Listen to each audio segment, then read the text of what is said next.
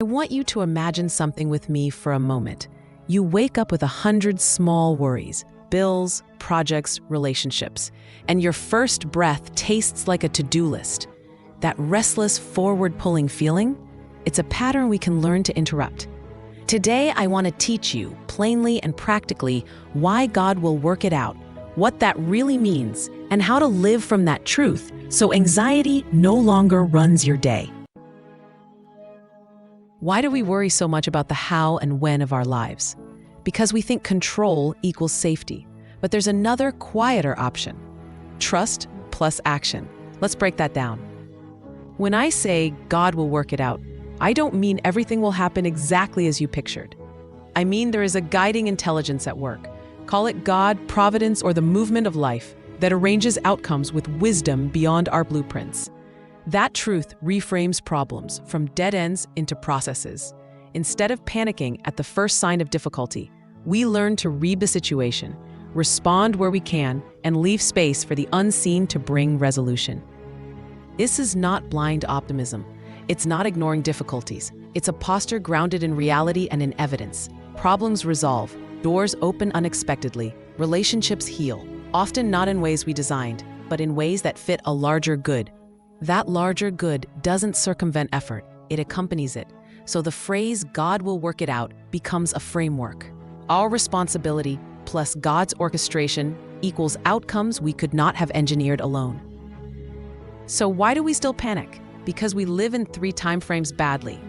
We live in the future, worry, rehearse the past, regret, and neglect the present, action. Anxiety is simply the mind trying to play traffic controller for events it cannot possibly direct.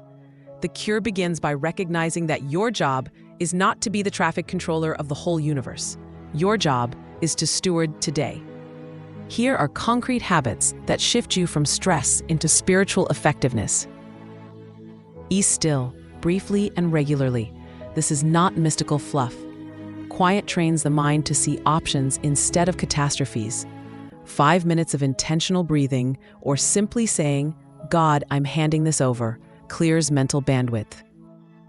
Name what you can control, then act. List 3 things you can do today that move the situation forward.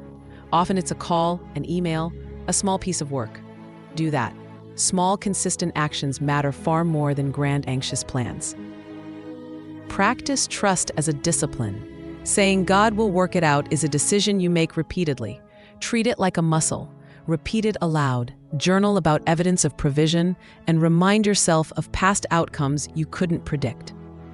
Swap what if for what now. Whenever what if appears, answer with what now.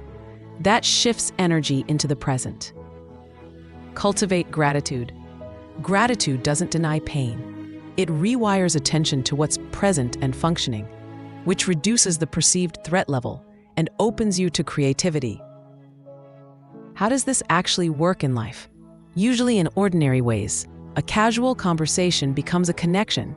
A closed door reroutes you to something better. A failed plan frees resources to pursue a truer opportunity. You'll rarely get dramatic signs and trumpets. More often, you'll get small confirmations, a timely message, a new idea, a person appearing when you least expected. Those small confirmations are the architecture of it working out. If the outcome isn't what you hoped, that doesn't mean God didn't work it out. It means the work looks different than your map. Sometimes the no is a redirection. Sometimes the timing is different. Sometimes you're being shaped to steward a better blessing. The task is to hold your convictions lightly and your faith firmly.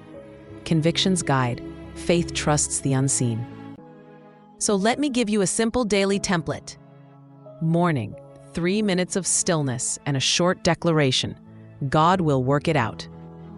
Midday, list 3 actions you can take today. Do at least 1. Evening, journal 1 small confirmation, anything that moved. Practice gratitude. We are not invited to be the authors of every page of our story. We are invited to be faithful readers and steady writers of the lines we can script. Show up, pray, do the small work, release the rest. That posture honors both your responsibility and the larger work of God. If this message helped you, subscribe to the channel for more practical teachings that connect faith with everyday life. Share this with someone who needs permission to stop over-planning and start trusting. Like the video so this message finds another restless heart tonight. Be still. Keep showing up. Trust the process. Remember, God will work it out. May you have peace today.